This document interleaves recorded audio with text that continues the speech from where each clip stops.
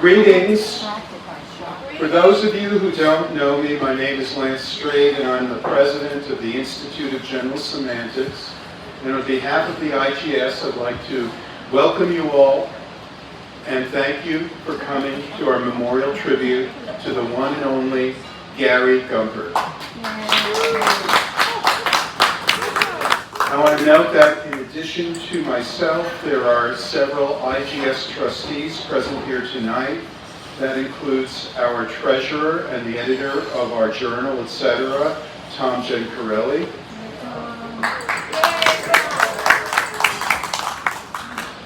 And Peggy Cassidy, who is also the president of the New York Society for General Semantics, one of the co-sponsors of this event. And Susan Drucker, who is also one of the directors and co-founder of the Urban Communication Foundation, another of the co-sponsors of this event, along with the Media Ecology Association. Now, our program tonight will feature 8 speakers, 7 in addition to myself, followed by a screening of a 1960 television program featuring Marshall McLuhan, Harley Parker, and Robert Schaefer that was produced and directed by Gary Gumpert. And I have the honor of delivering the first tribute, which I will do now. I remember Gary Gumpert bounding into the multimedia lab at Queens College and declaring, "Have no fear, Gumpert is here." I was Gary's teaching assistant back then, working on my master's degree in the Communication Arts and Science Department at Queens College. This was 1978, and Gary's great claim to fame back then was an article on mini communication, which was his term for the tendency of certain mass media, like magazines and radio, to shift away from mass communication and become more specialized in their content and audiences.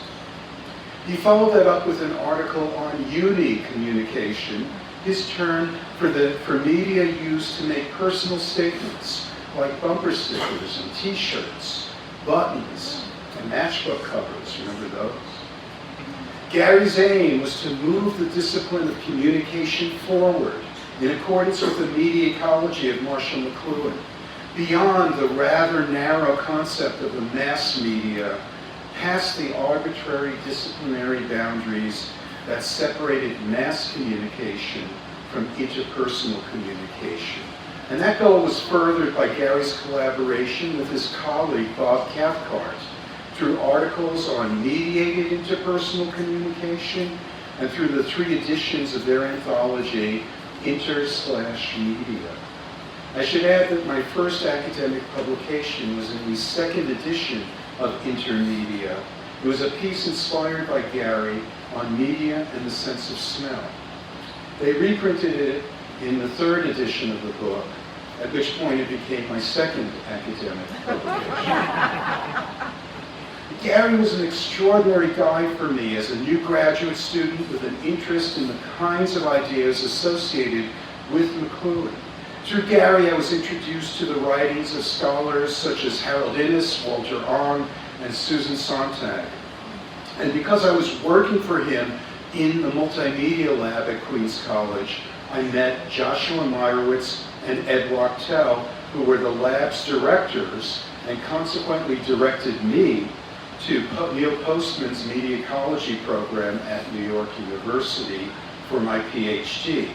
In this way, Gary was the catalyst for what turned out to be my career as a scholar and educator.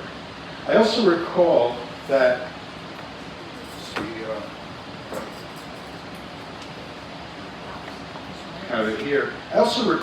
Ed showed me a copy of Etc., which is the General Semantics journal that Postman was editing at that time. Now, coincidentally, I'd been introduced to General Semantics as an undergraduate in several courses and found it a very worthwhile set of ideas, but that was not the main point of this particular issue. Rather, it was a special issue devoted to media and culture, and the contributors included Gary Gumpert and Marshall McLuhan, along with major media theorists George Gerbner and Ben Bagdikian, as well as Postman's former co-author Charlie Weingartner, his colleague Christine Nystrom, and several of their students, Josh Meyrowitz, Paul Levinson, and Alan Wurzel. Ed showed me a copy of that issue. This isn't the one, I took one from the office. That's not my issue. But he showed me a copy, Ed showed me a copy of that issue, and then he offered to sell it to me. I think he charged me $5. I did. I was young and stupid. It was the first copy of etc. that I ever owned, and I treasure it to this day. It had what Walter Benjamin refers to as aura. Now, Gary's etc. article, The Ambiguity of Perception, is in many ways, in my opinion, his finest work, dealing with questions of authenticity and reality, with our ability to edit and alter and modify, with our quest for perfection. The article, published in 1977, became the basis of Gary's book, Talking Tombstones and Other Tales of the Media Age, that was published 10 years later. The book was reviewed in the New York Times Book Review by Neil Postman, who concluded his review by stating, and I quote here, "The book's value as an instrument of learning about media resides precisely in its being the opposite of most texts. It is well written. It has the stamp of a distinctive personality, and it's filled with the only kinds of sentences that generate thought about the familiar, strange and open-ended questions."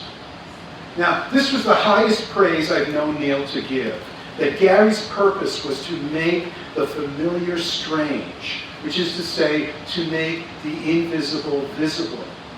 And Neil's highest praise of all was that Gary asked good questions. Gary was a valued member of the media ecology community. Not long after Thom Gencarelli and I started the Media Ecology Association, Gary joined together with James Carey in serving as advisors who provided essential guidance in developing our organizational structure, our administrative structure as a startup organization. It was a structure that served us well during our first decade. And Gary was recognized 3 times by the MEA, receiving our Louis Forsdale Award for Outstanding Educator, our Edmund Carpenter Award for his editorial work, and our Neil Postman Award for public intellectual activity. Gary was also an important member of the general semantics community. He was a student of Harry Weinberg at Temple University and was friendly with many of the communication scholars who specialized in general semantics back in the mid-20th century. Scholars like Irving Lee, Elwood Murray, Tom Pace, and Alvin Goldberg. And, of course, with Neil Postman, who was editor of etc. back in the 70s and 80s.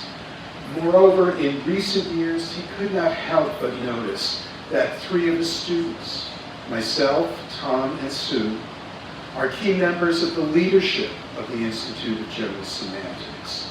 It's altogether meaningful for us that Gary's last public presentation, and the last time many of us saw him, was right here, last fall, at the symposium accompanying our annual Alfred Korzybski Memorial Lecture, where we received the royal treatment thanks to Thom and Erik Garrett and many others. I mentioned Walter Benjamin before, and I want to note that as much as Gary was inspired by McLuhan, I think that Benjamin had perhaps the greater influence on him. Gary was always in search of what is real and authentic, and he had a profound sense of aesthetics. I learned a great deal about visual communication from him, especially through working with multi-image, which is a medium that's largely been forgotten. But it's also true that his work in urban communication was very much informed by his aesthetic sense, and so were his relationships. You know, he once said to me in regard to a major figure in journalism and mass communication that he couldn't really deal with someone that he found unattractive. At first, this struck me as strangely shallow, but later I realized he was not talking about physical appearance. Right? That would actually be quite ironic for Gary. He was talking about whether someone was beautiful or ugly on the inside. He was talking about their character, their intellect, their soul. In this regard, Gary's aesthetic sense was not separate from his sense of ethics. Gary was profoundly shaped by his early life experiences as a German Jew, forced to flee his homeland and come to America as a young refugee. Having myself grown up in a milieu of Holocaust survivors and refugees, I could understand where he was coming from.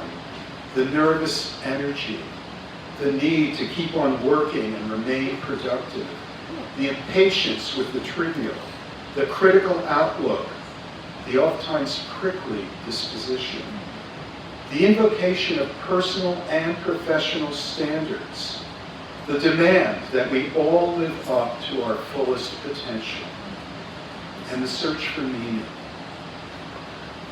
For Gary Gumpert, too much of academic life was simply not very meaningful. He took early retirement from Queens College, having grown weary of students whose only concern was what would be on the exam and how to get a good grade. He didn't approve of scholars whose sole focus was their careers, scholars whose research and publications were purely academic, devoid of any application to the real world, making no contribution to the human condition. What was meaningful for Gary was the human life world, real places and real people. He found meaning in connection, dialogue, conversation. He found meaning in collaboration, most notably over many years with his colleague Susan Drucker. He found meaning in community, at academic conferences, even one as small as the New York State Communication Association. And he created a community of his own through his long-standing relationships with his students and colleagues, and through the formation of the Urban Communication Foundation. As his teaching assistant, he taught me 2 German words from one of his lectures that incorporated the sociology of Ferdinand Tönnies. Those words, Gemeinschaft and Gesellschaft. Gesellschaft, don't say Gesundheit. Gesellschaft refers to social systems defined by the extremes of urban life, the impersonal, bureaucratic, hyper-rational, self-interested, materialistic, often associated with alienation and anarchy. Gemeinschaft refers to social systems that are defined by traditional communities based on personal relationship, friends, neighbors, and family, communal and close-knit, living on a human scale.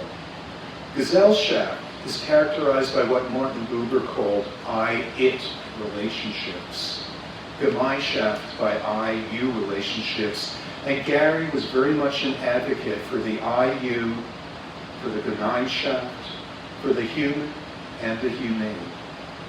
In the tradition of Louis Mumford and Jane Jacobs, Gary was a champion for community and connection, for authenticity and reality, for communication and humanity.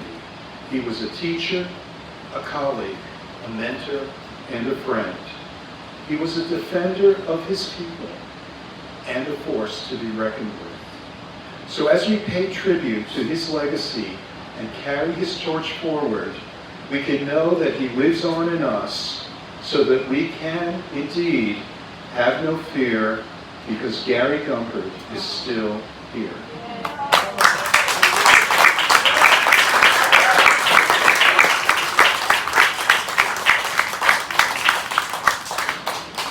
Now I'd like to call upon Louis Freeman.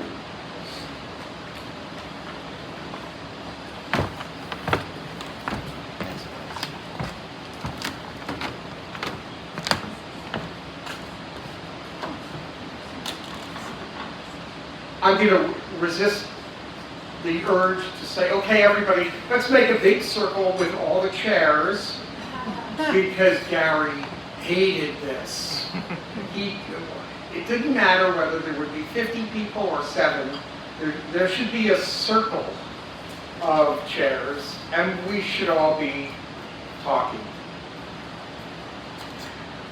I met Gary and Sue at a conference close to 40 years ago. They had just finished one of their tag team paper presentations, which I grew to enjoy because it was like watching a dance. And there aren't that many academic dances. But they could dance in a way that would bring concepts out back and forth and back and forth. And every time they interrupted each other, it wasn't like they were interrupted. And they weren't finishing thoughts, they were extending them. So I wandered into this session. I had never been to a communication conference before. My graduate work was in sociology, and I didn't realize that this would end up being the beginning of a disciplinary transition from sociology into communication. I wasn't so impressed with a lot of the other sessions I went to. They were at conference sessions. But there was something about this session and their presentation and their excitement at ideas and their content that was all over the place, but also organized and intriguing. The way they embraced disciplinarity and the way they were also at the top of the scholarship. Coming from sociology, I'm seeing lots of intersections, lots of cross-pollinization, but it was really the interdisciplinarity that caught me and helped me find my home discipline. I'm sitting there in that session and I'm thinking, I want to meet these people. With people I don't know, I am shy and introverted. If I know you, you're looking at me probably with like, what the hell are you talking about? But I'm not going to go up to people. But I went up to them as soon as they were done and introduced myself and said I wanted to talk to them. And their response was, great, let's go find a place to sit down and talk. That kind of took me by aback a little bit, but I thought, okay, fine, let's go along for the ride and see. And that began this 4-decade professional and personal relationship that I've had with Gary and Sue. He encouraged me, supported me, prodded me, was happy to toast my successes, and I did the same with him, and he was willing to take it. And I thought that was also strange. Why would he let me tell him what he should be doing and listen and then maybe come back to me 6 months later with a, wait, we were talking about this, and I'm thinking, we were having a drink. But he wanted to know more. He tolerated my questioning and criticism and prodding with what I thought would be fruitful for his work, which strikes me as absurdly arrogant. But at the same time, it certainly didn't feel that way to me or to him, any more than it would have felt arrogant for him to be prodding me. And I couldn't call him a colleague. We never shared an office. We never shared any kind of an institutional home, unless you count NISCA, ECA, and other conference locations. I can't call him my professor. I never took a formal class with him, but I felt like I'd had numerous courses through all of the conference presentations. He wasn't my teacher, but he's been one of the most important educators in my professional life. He invited me to join various enterprises and was always really annoyed when I said no. Like, why would I say no? Gary, you know, I have a whole life outside of you.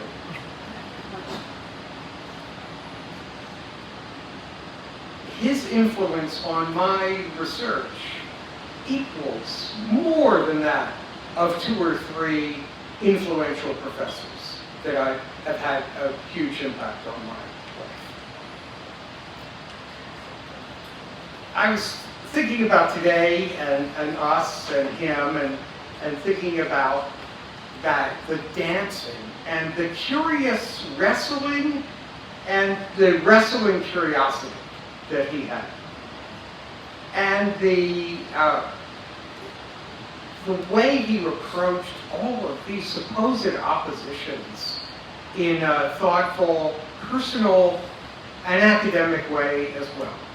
Public and private, interpersonal and media, theory and application, secular and religious, urban and not urban, receiving information that you're pulling because you're looking for it versus that pushed at you by an algorithm, our agency in our environments, and the agency that our environment exerts over us. What things were in relation to and what things were in relation with. Always looking for clarity in the messy without denying the messiness and without trying to simplify it. But it's messy, so we should try to figure it out. Gary's grad was communication landscapers. Little did we know that this community and many others are, to varying degrees, the landscape that he sowed, nurtured, pruned, admired, touted. We are the landscape. So he doesn't need to be here because he is.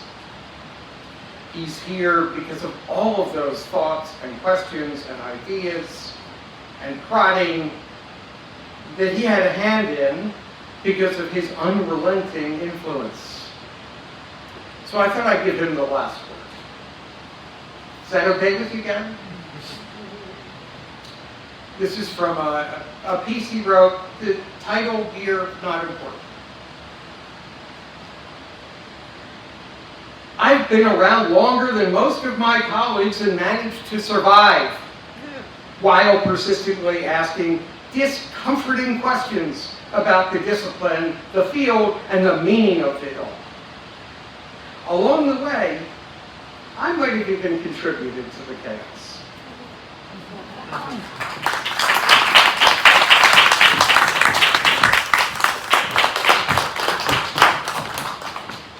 Next, Mary Kahl.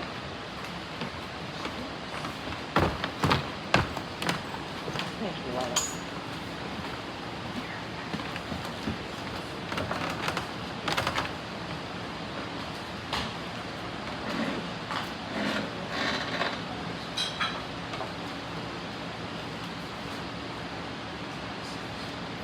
I honestly don't remember when I met Gary, but I know for a fact it was at least 30 years ago. Many of you know, of course, he was part of the Queens College contingent, along with Dan Hahn and Jim Chesbrough and Bob Cathcart. And Cathcart was one of my very frequent footnotes in graduate school, but Gary, not so much. We didn't share the same corner of the field, you see, and everything was siloed quite heavily then. What I do remember is that I knew about Gary before I knew him personally. You see, he had a reputation. And that reputation was for being, shall I say, irascible? Yeah, I think that's a nice word. He was plenty vocal about his opinions, let's say it that way. And so when I would see him in the audience at convention sessions, I took notice. Believe me, I took notice. Mostly the conferences were the Eastern Communication Association or what was then the Speech Communication Association, later the National Communication Association. And then I joined the New York State Communication Association when I moved to New York, and I'll be damned, he was there too. In those early years of my career, I counted it as a supreme victory if Gary's head was going this way, if he was nodding affirmatively when I was discussing my work. But sometimes, more often than I care to admit, there were some occasions where the head was going this way. And he would, at the end of the session, proffer a question that was clearly intended to make me think about my subject matter more deeply than I already had. That was okay. In fact, I came to welcome it. That's when we became more than mere convention colleagues, when he served, as he continued to serve for decades for me, as a valued interlocutor. He was intelligent, he was more than a bit of a nudge, and he was unfailingly challenging. So Gary began as one of my professional colleagues, but we soon became fast friends. And we often agreed to disagree vociferously about the role of audience in scholarly endeavors. I'm a rhetorician. He was a media guy. It was not a marriage made in heaven. But it was a disagreement that we continued to pursue for over 30 years. The last time in his living room in Great Neck in October of last year. Somewhere along the way, Gary also became a self-appointed mentor to me.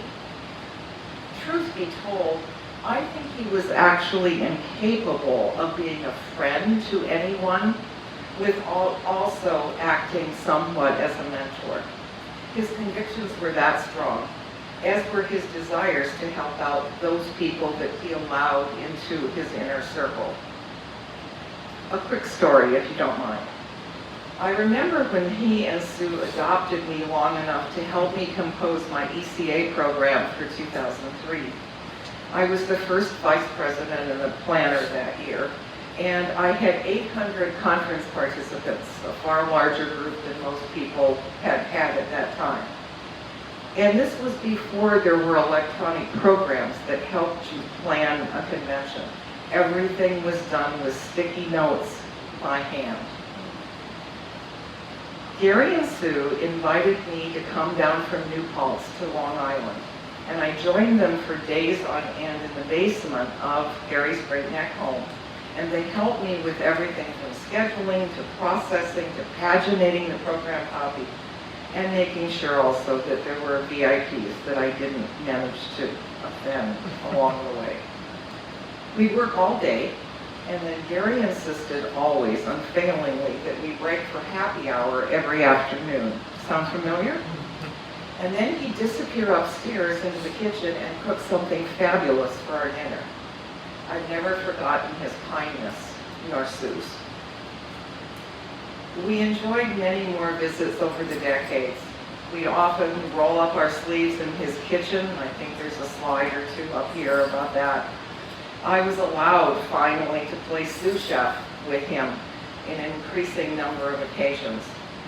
Recovering from hip surgery in the summer of 2023, he insisted on being my sous chef in my kitchen on Cape Cod, all the while leaning on his walker.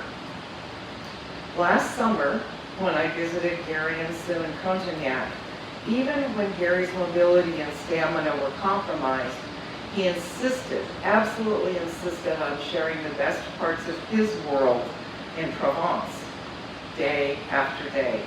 The sights, the smells, the tastes, the experiences, the things he loved most about France became his gifts to me.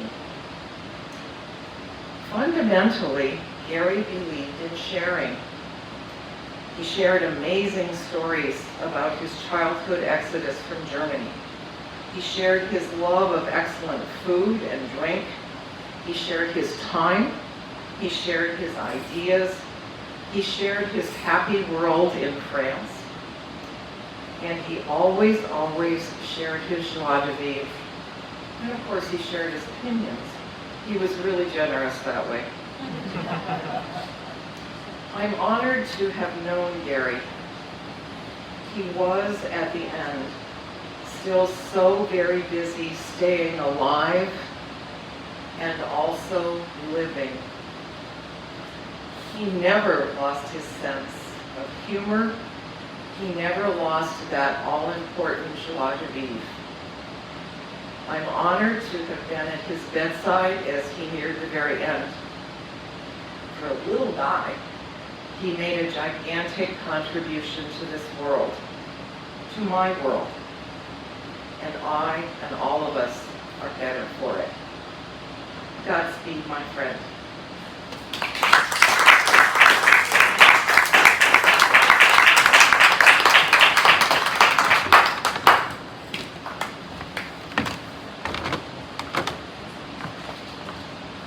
Next, I'm pleased to invite Susan Drucker.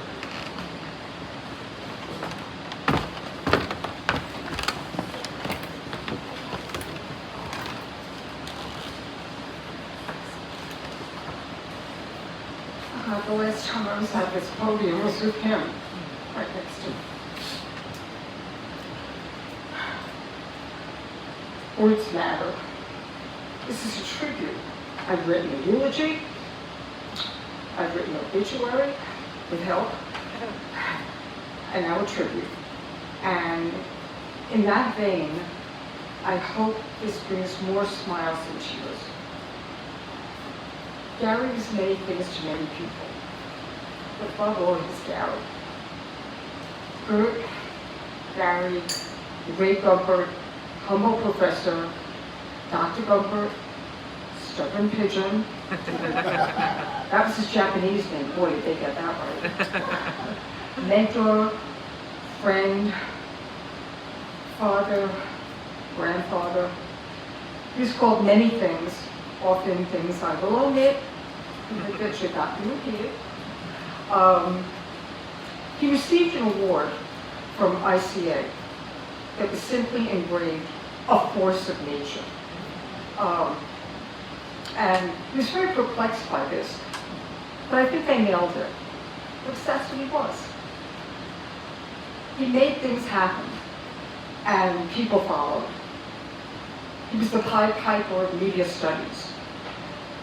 He was one of the first to say that it wasn't mass communication. He followed his passions, his instincts, and he never wanted to bore himself or others. It was always uphill for him. Undeterred, he just kept going and doing. And when others were ready to write him off, he kept going. He beat the odds.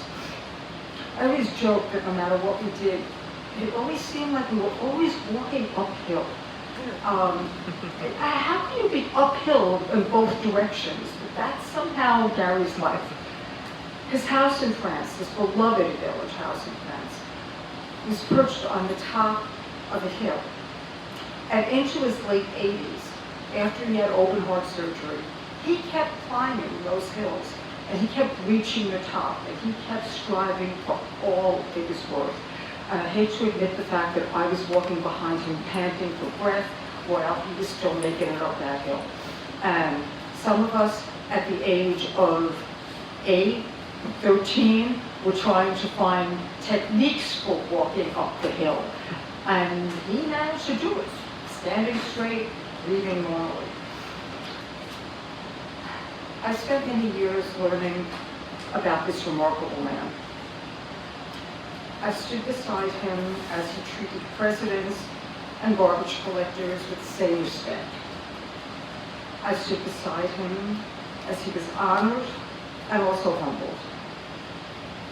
I've walked with him visiting his homes in Germany. Some of you see the slide that says Niedenstein. That was the village that his family came from and can be traced back over 500 years. I stood beside him in Amsterdam, outside of his home, when we walked in after over 70 years it hadn't changed. I've walked beside him in Philadelphia looking at the homes there, in Queens, in Wisconsin, where he was the governor of the enclave, the academic enclave. I certainly walked behind him in France. I've walked beside him with guns pointed at us in a war zone. I've walked beside him in that war zone where, probably won't tell the story, but he pushed me in front of him and he said, "They won't shoot a redhead." I was like, tell my mother that.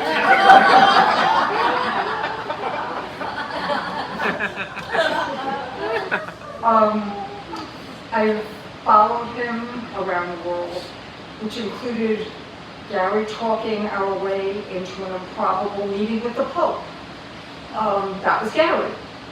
You know, it's like, follow me. It was like, where are we going? And next thing I knew, we were face to face with Pope John Paul. Anyway, I said this before. I think I have a PhD in Gary Gumpert. A few things that you might not know. He was curious about others. He searched to understand the world and people and ultimately himself, and that was true to the very, very end. He never stopped working. He wanted to break new ground. He wanted to leave a legacy worth remembering. The Urban Communication Foundation was a part of that. But I think when I look around this room, so many of the students are here, and I think that was more important to him. That was his legacy. He loved the foundation. He loved being able to support other people's research. He loved you more. His passion was authentic. Whether it is good wine or good whiskey definitely, a good recipe, a new city, a new project, and keeping up with old friends. He loved all of that. He never stopped understanding what it meant to be an immigrant, to be a refugee, to be a persecuted. On the surface, the power of those experiences might have not revealed themselves, not have been clear. But under that jovial and annoying demeanor, that mark of being persecuted and being a refugee was indelible. He loved sports of all kinds, all sports. And I could lose him for hours on end as he watched everything from his beloved Mets to sumo wrestling. I said, really? Sumo? Golf. He loved golf. Not playing it, watching it. He loved music. And he had an encyclopedic knowledge of classical music. He was proud of his television and directing abilities that you'll see. Maybe you won't see what he's proud of, but you'll see some of his directing. He was proud of his television directing abilities, but he never fully left his roots in rhetoric. He could fall in love easily with a composer, with an author, with a dish, with a place, with a street. Places touched his heart.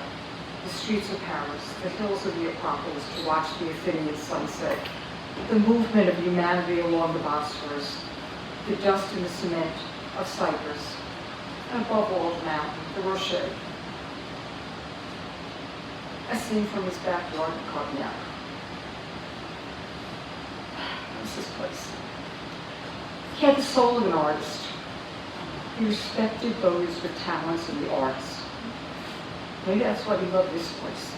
And why I'm so grateful to Lance for holding this here. He took great pride in his photography, his exhibitions, his ability to reveal in one portrait something the subject didn't acknowledge or know about themselves. He never fully grew up, so he never fully grew old.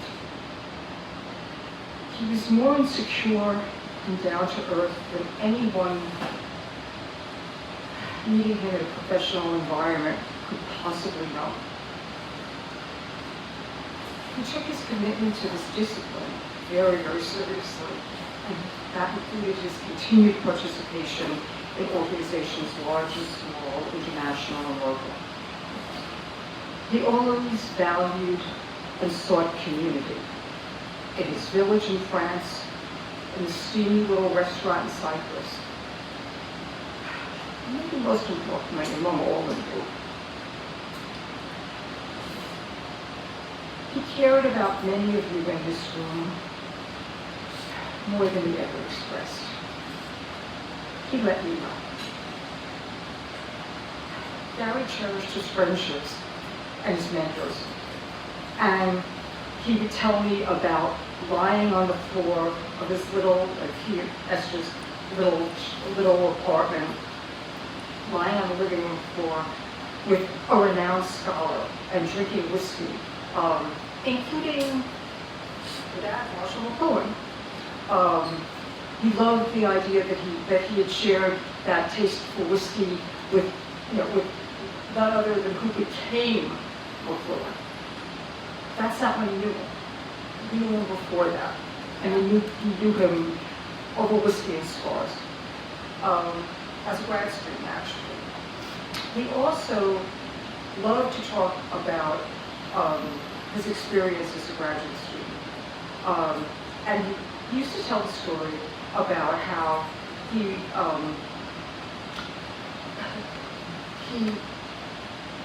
been given his class was given a long list of scholars that they were supposed to look up and understand who, and I'm sure some of you have heard this story, a group of scholars that they were supposed to identify what their contribution was. And it was just too much for any of them to do at the end of the semester. So they decided to divide the list up. And they had to rely on the fact that their colleagues had done the research. Anyway, apparently one of his other classmates was responsible for the name Michel Toussaint. And Gary goes to one of his first SCAs, not NCAs, national conferences, and he's walking down the hall and he sees one of his graduate mentors walking beside this man, and they stop him and they say, "Oh, we want you to meet this guy, and this is Michel Toussaint." And he blurts out, "Wait a second, I remember that list. Didn't you die in World War II?" So they'd taken the shortcut, whoever died in World War I, died in World War II. Yeah, didn't you die in World War II? The guy was straight-faced. Anyway, years later, so no one laughed, he slipped off. He learned about who Michel Toussaint really was, and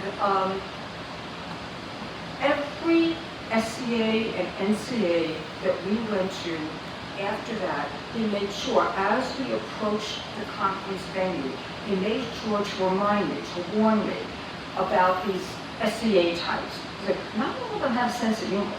Watch yourself. Be careful. He was waiting for the laugh line. Nothing happened. And he was like, never again. Founding the UCF was a wonderful thing for Gary. Being given the chance late in his career to mold and shape the direction of the discipline was very important to him. Generosity was important to him. And the idea that he could lead many of us down a path of inquiry that he really treasured was priceless. He was deceptively strong for a little guy. He was physically strong and strong-willed. He used to joke that he was a lumberjack at heart. And he would lift wood and lift luggage and pitch tents way above his weight class. He loved wood and woodwork and built extremely solid items. I was still trying to figure out what to do to move the bed. Anyway, he also had these aha moments. Moving a camera slightly would make a huge difference. And The idea when he was teaching his directing class was to get students not only to frame what they were looking at, but to move it slightly so that it made a valuable difference. It was a Gumpert aha moment. Bottom line is, he never gave up. His hand was strong to the end. I held his hand while I was dying, and he infused strength in me. He kept saying, you can't die. You can't leave before me.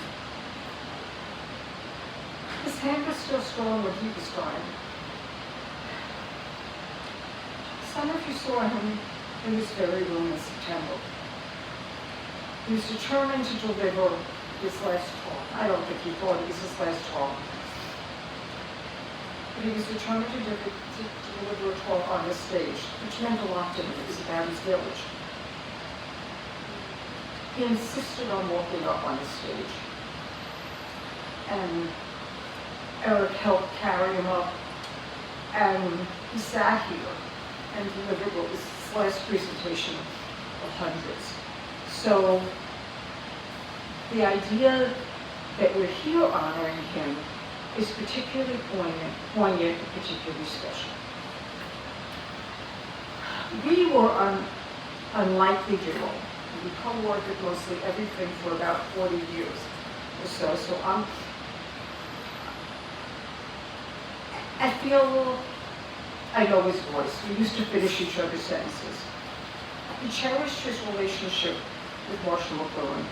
He was terrified that I should have carried it up. We have the kinescope, the original kinescope right here. Do you want help? Let's see. We have the original kinescope of the program of Gutenberg Galaxy that he did with Marshall McLuhan. And he cherished this. And he was terrified over the years that it had turned to ash. And he finally took it in and waited until he was afraid to open the cover at home. And we opened the cover at the studio and found that it was absolutely perfectly preserved. And that's what you're going to be seeing here tonight. So he took loving care of this, and it made it.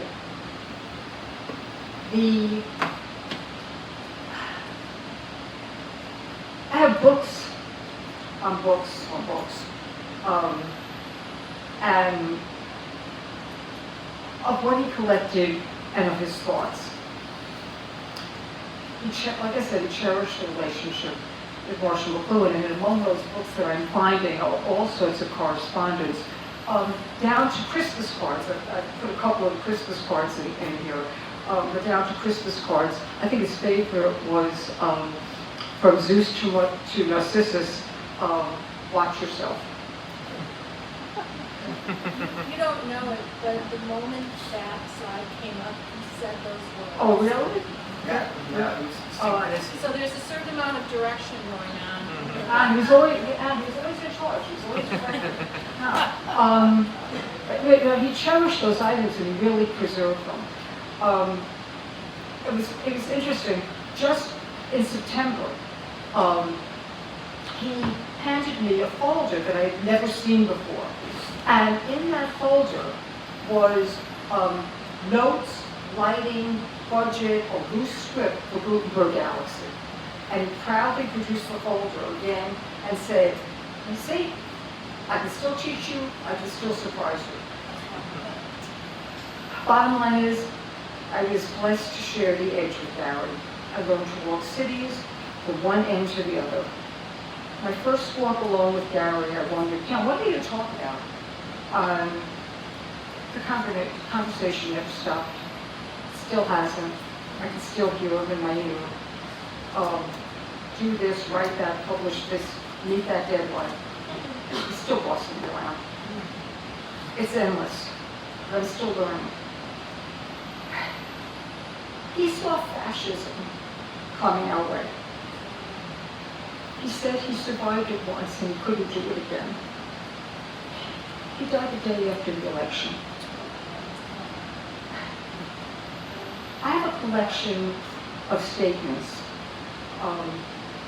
according to Gumpert, and I kept books according to Gumpert, years according to Gumpert. Some of them were stupid, some of them were outlandish.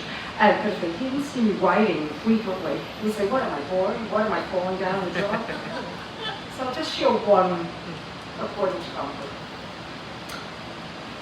According to Gumpert, live life with a hard gem life thing. He did, and he would want those here tonight to do the same. Thank you.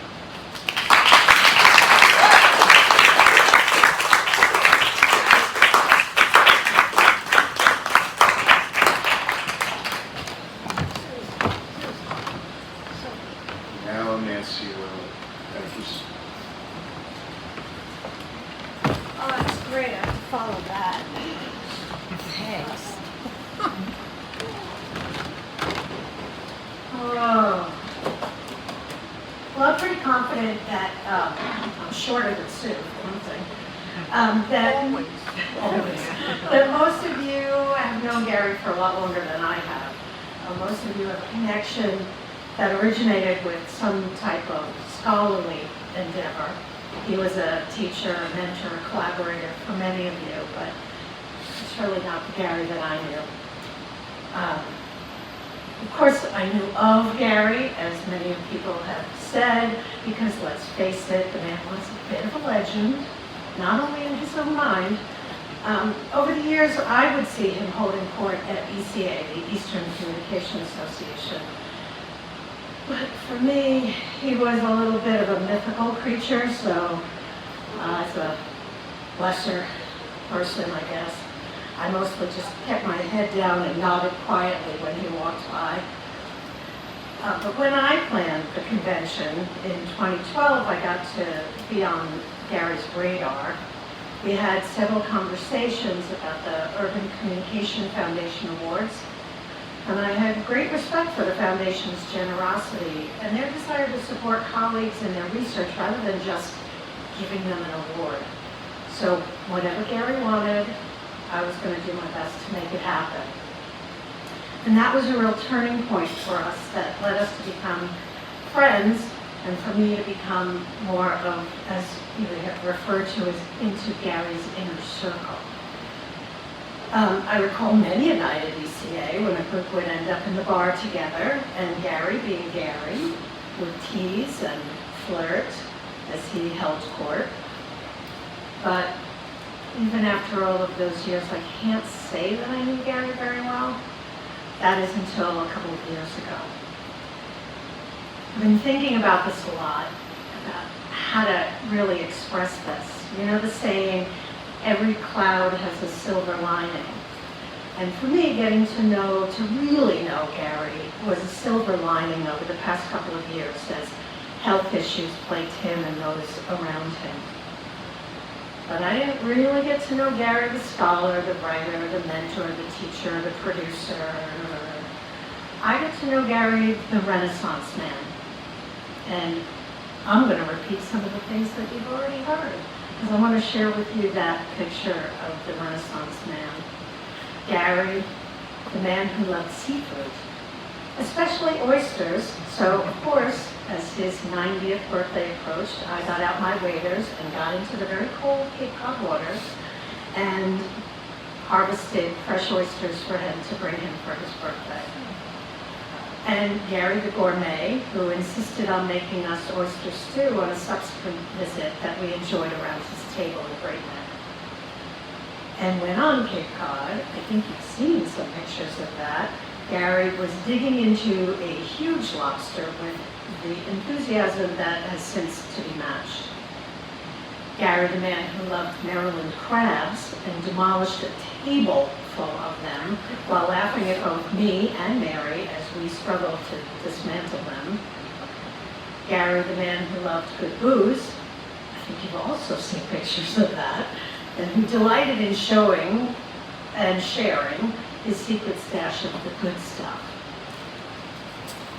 But even though there's been tons of pictures of that and tons of stories about food and drink and Gary, there was also Gary the photographer, His pictures were pure works of art, worthy of any gallery exhibition, and I'm so sorry I never got to see one. Gary, the man who loved nature, taking him and Sue to heritage gardens on Cape Cod, where he examined flower after flower after flower, always with a story.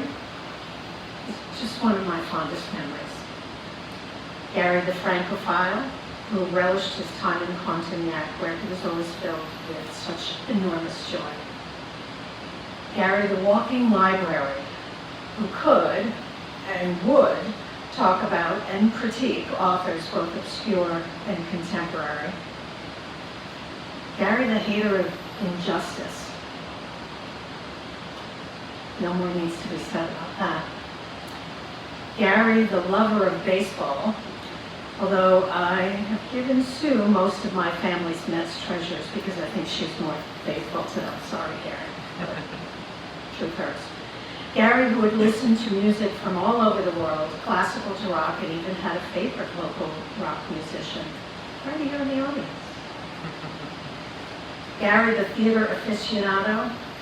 When I learned his favorite musical was Sweeney Todd, I was shocked. I mean, not what I would have guessed. I mean, a demon barber. But then Gary often surprised me. I don't know, I think that works. Maybe. There was no surprise, though, that Gary was a man who loved animals. You know, they say never trust a man who doesn't love dogs. And he talked lovingly about the dogs in his life. And for Gary and my golden Keeley, who you have seen, it was love at first sight. They became immediate fast friends. Gary, okay, one of the most opinionated and stubborn men I have ever known. And again, if you know Gary, you know. And Gary, the man who loved Sue. You could see it in his face every time he looked at her. Hear it in his words every time he spoke of her. Just pure love, pure admiration. And Gary, the storyteller, because so much of what we know about Gary was through the stories he shared. And what a storied life he had. Our very own Renaissance man. There'll never be another one like him, that's for sure. I missed him, and I know you all did too, but he will never be forgotten. Thank you.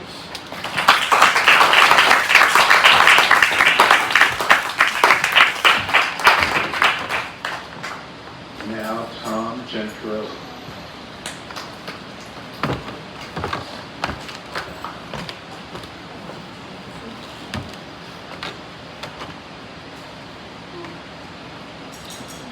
I would have brought up a glass of scotch, but there wasn't any at the bar. Let me say a couple of quick things before I say what I really want to say. One is that if any human being could possibly live forever, Gary would have been the man. He was the most intense, one of the most intense and energetic and lightning-filled people that I have ever known. His energy was just immense and never-ending. And I really didn't expect that we would ever lose him, but here we are. The second thing, I just want to note that, Gary was a person of words, of language, mostly.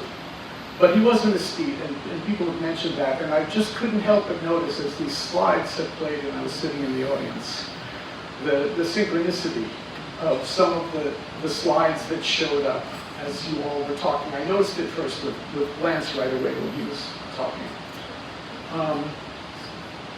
And from that, I want to point out a third thing, that if you're ever on a Zoom with me, you'll see in the background in my office, in my shot, over and over again, one of Gary's photographs, which is of a construction fence with a giant smiley face in Perth, Australia. Another thing, just, again, these were things that occurred to me before I get to what I really want to say. It's interesting in this room tonight, first to see you all. But I think of the line that is Josh and Ed and Lance and me coming from the program at Queens College, the Media Studies program at Queens College, and then staying in New York and going on to the media ecology program. And, but, you know, the four of us, I mean, it's not a straight line. The people who are in this room tonight, you know, human relationships are a web. And we are all here for all kinds of reasons, and we are all connected. And, you know, Gary is the locus, the core of that connection, and my connection to every one of you. Absolutely.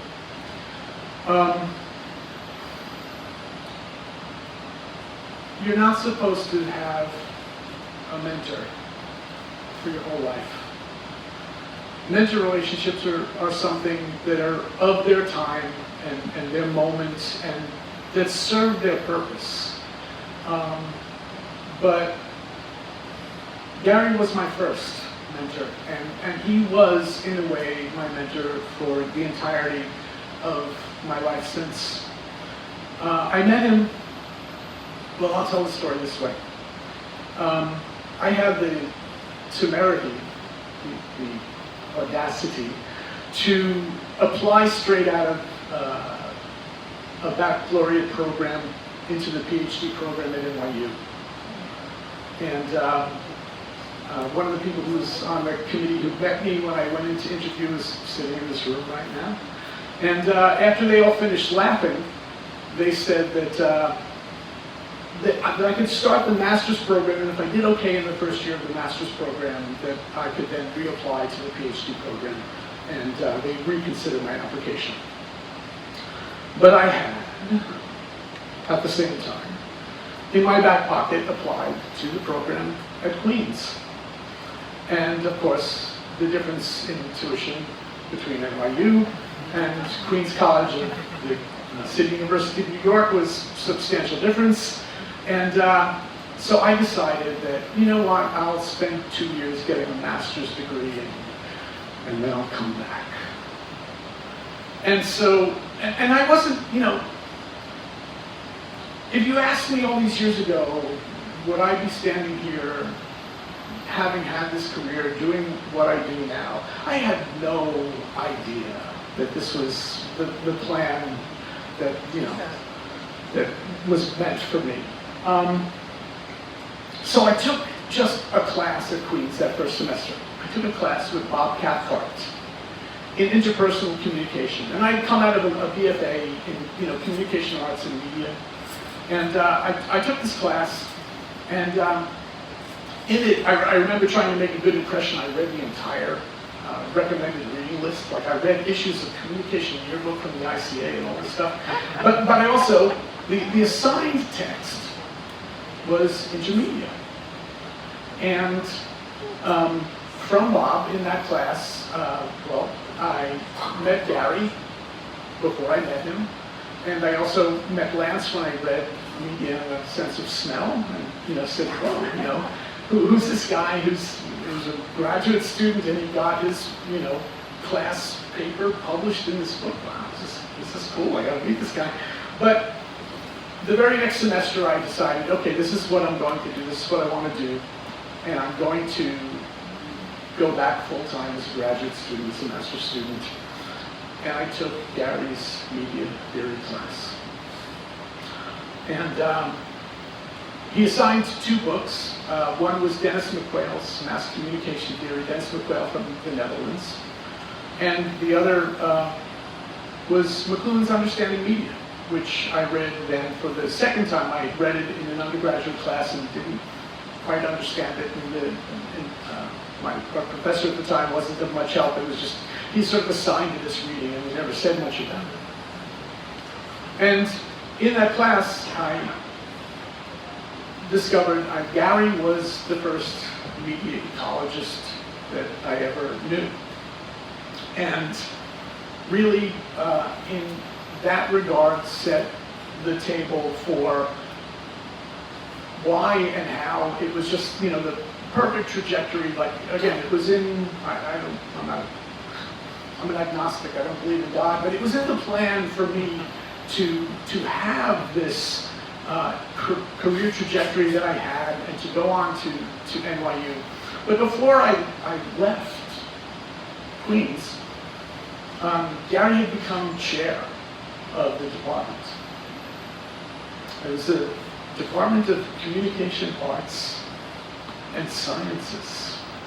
There was a department of people in communication sciences and disorders, right, in audiology and speech pathology, and people in film studies. It was this incredible place, and it spoke a great deal to exactly what intermedia was about, which is that, there are no silos in this. There's no, disciplinarity that is about, your expertise. Let's share ideas. Let's work and talk and think with each other and cross these bridges rather than, see it as a matter of our individual and very narrow expertise.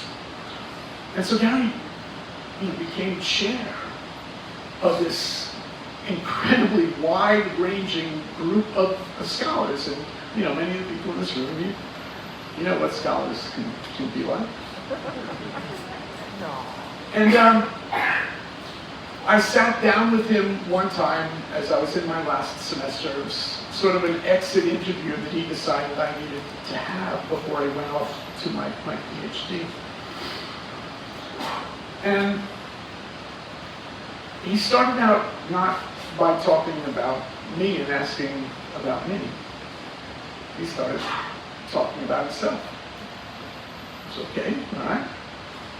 And out of the conversation, or out of at least that initial monologue, he said to me, I see myself as a creative thinker. And that was the moment that he really became my mentor. Because that gave me license, that statement gave me license to go on to be who I was, who I am. That there's no rules, there's no, in the sense of what an academic, what a scholar, who a scholar is supposed to be, especially coming out of the kind of social scientific tradition, of so much of higher education from the land-grant institutions in the United States. I didn't have to do method. I didn't have to write jargon. I didn't have to, think about the fact that I had to be productive. I just had to think about, what do I have to say? Do I have something to say? Let me go back in the shed and figure out what I have to say that will be of importance. And I would never, in terms of his output, and how, I would joke that, in a way, the fact that he was the very major model of a modern academical, that he just kept on producing more and more and working more and more and harder all his life. I used to think like, he's trying to fend off death, I guess, right? I would never hold myself up to what he did throughout the course of his career and how much he did and how much impact he had. But I will thank him from the bottom of my heart for the rest of my time on this planet, for the fact that he gave me license to be who I am, and that as a mentor, there's no greater gift that anyone could possibly give. And he's not. He was not. He is not my mentor. He was my colleague. He was my friend. as a mentor, he was older, but we were on the same level. He called me in that media theory class one night, he called me a duty head. I don't know what I said to provoke that, but yeah, it's like, whoa, in front of everyone, I'm a duty head. But I could say the same thing back to him. We could communicate and have a relationship on that level, which, again, if I say that he is my mentor, and my first mentor, and I mean that, it really comes down to the fact that it was a unique relationship, it was a treasured relationship, it was one of the most important relationships I have ever had in my life, and I don't just mean my working life. And I will, I get my picture with him now. I will miss my friend and my mentor forever. We're not supposed to raise our glass at this entry, but if you have one.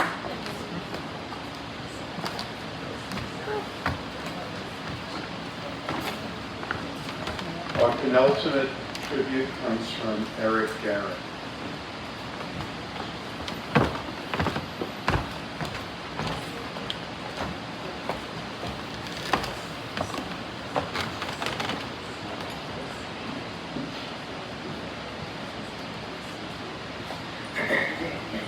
So I want to begin with a quote from one of Gary's favorite authors, Victor Hugo. And I think this sums up Gary very well. There is in every village a torch, the teacher, and an extinguisher, the priest.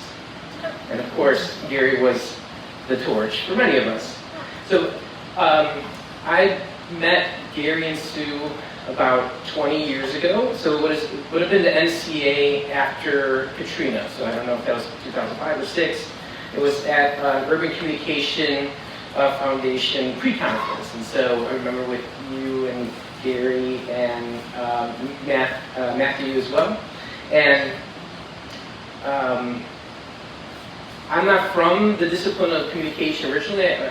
My undergrad and I mean, I did a doctoral program in philosophy and communication, and so philosophy was my first home. And so I always kind of felt outside in the discipline.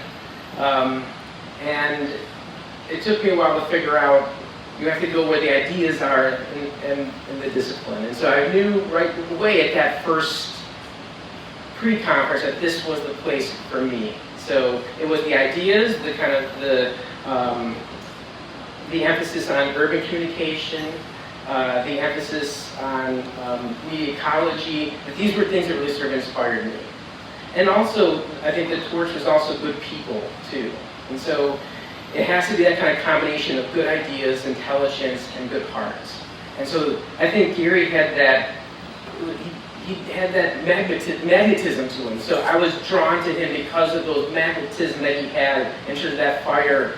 And I remember thinking like, wow, he's retired, he's doing more than I've ever done, and this is the type of person I want to be. And so he was, I never was, I think, lucky enough to have him formally as a teacher, but I feel like he was a teacher and a friend to me. And I feel really honored that he and Sue have taken me under their wing, and it was always one of the highlights of every conference to go and spend time with Gary and Sue. Hopefully those pictures you can see. So I'll tell one of my favorite stories, I think, was when ECA was in Pittsburgh, and Gary and Sue and I got a chance to spend a lot of time together.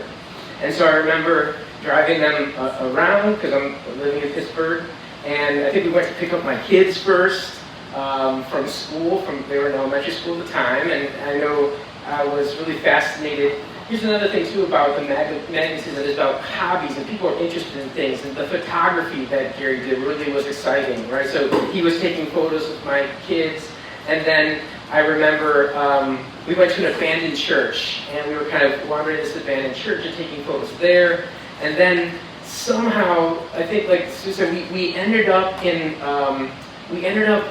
this steel mill that was abandoned. So I remember pulling up and sort of mentioning at the door, like, hey, I know you do tours here. And they said, oh, you're with the tours. And then they kind of waved us in. We did not have any right to be there, but we were kind of wandering the site. And I remember the whole time I'm thinking, like, oh my gosh, we're going to get arrested. We're trespassing. It's just going to be bad. And but we had a great time kind of wandering the grounds. And it was just sort of happenstance and serendipity and all this sort of really wonderful experience.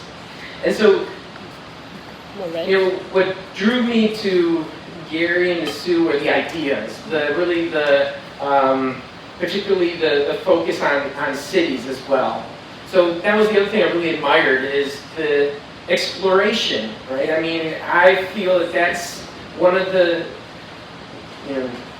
at least where I'm standing in my university, we're not compensated well for what we do, so one of the things is we get to travel and have these wonderful experiences all around the world, talking ideas and with young students, and that's what really is why we do what we do. It's that sort of that passion, and Gary really kind of had that, right? And I saw that kind of in him, and that's what I really feel a passion for as well.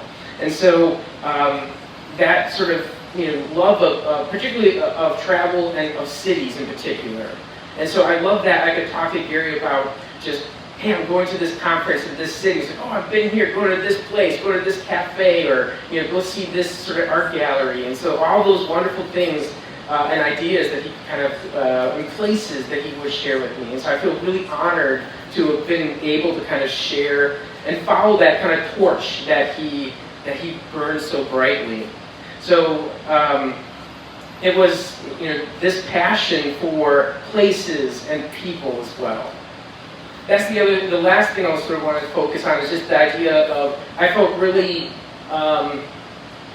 nurtured and cared for in his presence. That he was really supportive of me and wanted to know about whatever I was talking about, working on, but also the students as well. And I saw that with the friendships he had with all of you, and just, it was an honor to be kind of part of that circle. It was, and still is, a lifetime of connections, of people, and that's really what matters for why we do what we do. It starts with the ideas. It's the ideas that kind of bring us in, but it's really what keeps us here is really the people and those relationships.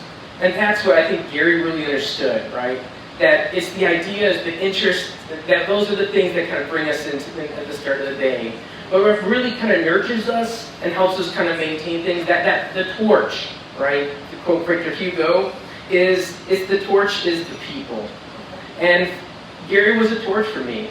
He's the person that I admire and I want to follow, and I'll continue to follow. And he always burned bright in my heart. Thank you.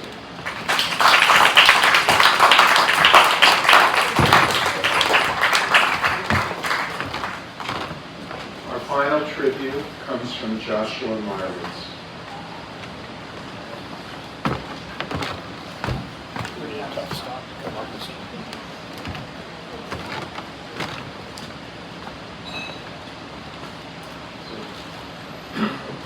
So I had the spot of trying to come up with something new. Almost every time Gary Gumpert was nearby to overhear something nice said to me, he chimed in by saying, I taught Meyrowitz everything he knows. Sometimes bristled when he said that, but in preparation for this event honoring Gary, a man who loved to ask himself and others challenging questions, I tried to open my mind on this Gumpert to Meyrowitz legacy issue, and that is about what wisdom I indeed inherited from the great Gary Gumpert. I've been investigating his claim, probing my memory, and even doing some historical and archival research. Ancient documents show that I intended to major in history in college, but I somehow graduated from Queens College without taking a single history course. I see that in my freshman year, to the horror of my parents, I got hooked on acting and became a theater major. But somehow in 1972, I graduated with a joint BA in drama and mass communication. Where did that come from? Then I stayed at Queens College to get a master's in media theory and production in 1974. A year or two later, I crossed New York City borough lines to enter a PhD program in media theory at NYU's media ecology program.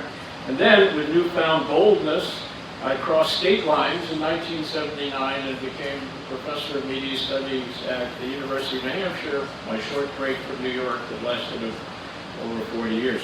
So what happened to Meyrowitz, the history major, and Meyrowitz, the theater major? Well, Gary Gumpert happened to me. Though Gary was very history-oriented and also very theatrical. In my archives, I've just uncovered this, my Intro to Mass Comm college notebook from Gary Gumpert. So I met Gary when I was 20 years old and he was 36. I entered Queens College at a heady time, at the tail end of the 1967 Summer of Love, where up to 100,000 hippies converged on San Francisco in search of utopia, peace, and love and freedom. We were at the other end of the country, but caught up in the same social revolution. Just a few months earlier at Queens College, in February 1967, the college finally gave up on the dress code, which required women to wear, quote, dresses or skirts with appropriate blouses or sweaters, since slacks, jeans, and similar garments are not in keeping with the atmosphere of dignity and maturity that characterized Queens College. Now, although many of the male professors then still wore jackets and ties, Gary was all in on this 1960s informality of attire. I won't comment on his dignity and maturity. And also in challenging conventional wisdom. He was bold and playful and funny. He analyzed Bugs Bunny cartoons, Superman, Batman myths, Woodstock. He wondered whether children really believed the cartoons were reality, or they just pretended for adults to believe them. He wondered what adults really believed. He cited the Beatles and Bob Dylan, even distinguishing between early Dylan and later Dylan. He analyzed the shift from black and white TV to color TV in terms of shifting racial identity. He seemed to analyze and question everything. What Lance mentioned about Gemeinschaft and Gesellschaft was in the first day of the course, and I see became a foundational part of my own teaching and things I've posted since retiring on academia.edu. Gary described paradoxes that also came to permeate my own teaching and research, such as that math society was not merely a question of numbers of people. This collectivity of psychologically isolated individuals, so connections, some disconnection, primarily through the contractual ties. Gary wanted to teach us about relationships and forms of psychological isolation, pretty much far from the demands, he said, of communal social obligations. He talked about every media revolution causing a political revolution. He was constantly philosophizing, wondering, sharing stories, proclaiming, and pondering. Gary ran us, of course, through all the traditional theories of mass media, from the hypodermic needle to others, and lots of questions. 2 decades later, when Gregory Stock's The Book of Questions became a #1 bestseller, the questions seemed familiar to me. They sounded like Gary's lectures. Would you be willing to go to a slaughterhouse and kill a cow? Do you eat meat? For a person you love deeply, would you be willing to move to a distant country knowing there would be little chance of seeing your friends and family again?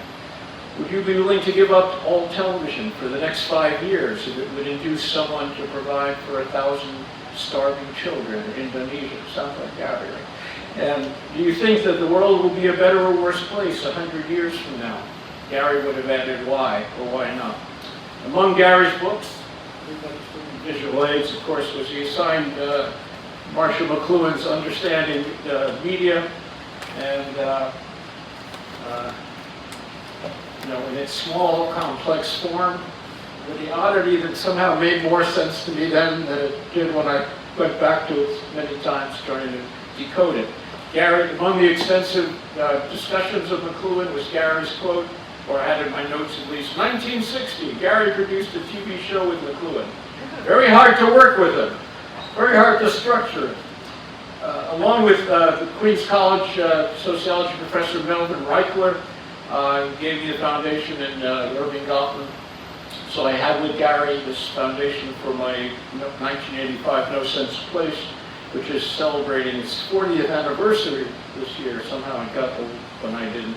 Gary also taught us about visual production techniques and in the different relationships, different persona of FDR versus Hitler, JFK versus Nixon. I mean, he said he gave me the and teaching us about parasocial interaction. He gave me the foundation for my work in what I call Media Friends, and in one of the publications that I had in this Drucker and Gumpert book about this evolution in our affection for public figures.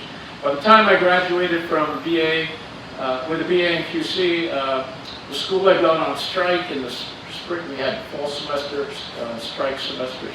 And after one anti-war rally, we voted to capture, that was the word, the Long Island Expressway, where they've been around on that. We stopped traffic in both directions. As a master's student, I became one of Gary's TAs, grading papers and prepping multimedia slides in our state-of-the-art then, multimedia, multi-projector facility. Gary sort of had free range. We were free-range TAs. You do it. You figure out, as Thom mentioned, that somehow you can figure out a relationship between anything that comes up on the screen and between what's being said. In 1974, while not yet done with my master's, I was tempted into becoming the head of the multimedia facility, and thus partly in charge of Gary's teaching production there, which fostered a lively dynamic between us. That's where I came to know and love Ed Wachtel and Lance Strate. In 1975, we organized a conference on enhancing large group instruction, and echoing what Sue said, Gary's presentation was, I can't stand it when I bore myself. And so Gary and I followed each other over the years, and many meetings have followed. I should say that Gary did not follow me that smoothly when I started in the 1990s devoting wartime to critical analysis of news and the study of war propaganda and U.S.'s interventions in Latin America and the Middle East. He would say things like, oh, you're doing that stuff again, with no real hint of approval. And I was looking for the right term. I see maybe disapprobation. Anyway, ironically, I saw myself following a line from Gary in my class notes in this book about marketization, where extensive news consumption gives people a false sense of being engaged citizens when they are typically numbed into passivity and apathy. So that to me was a call to action about media propaganda.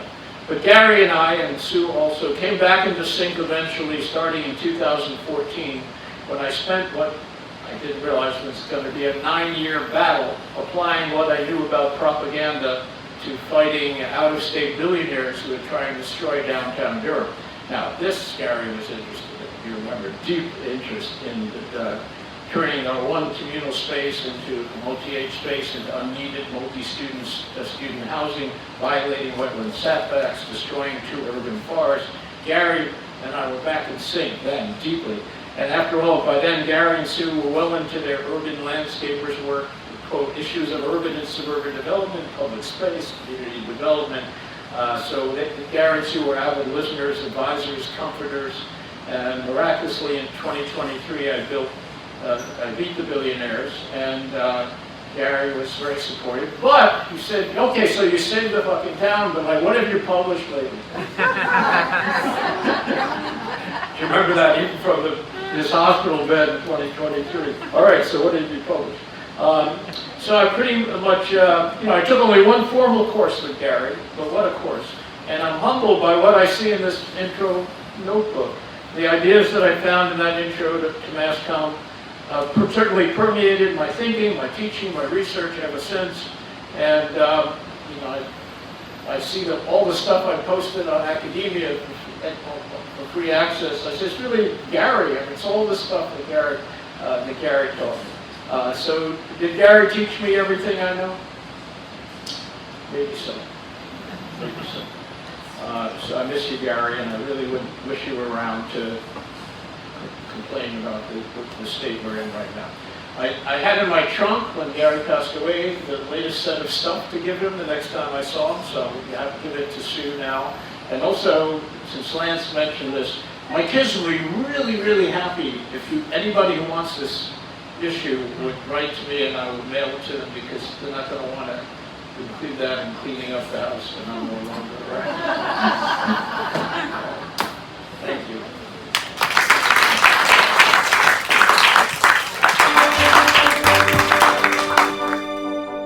No.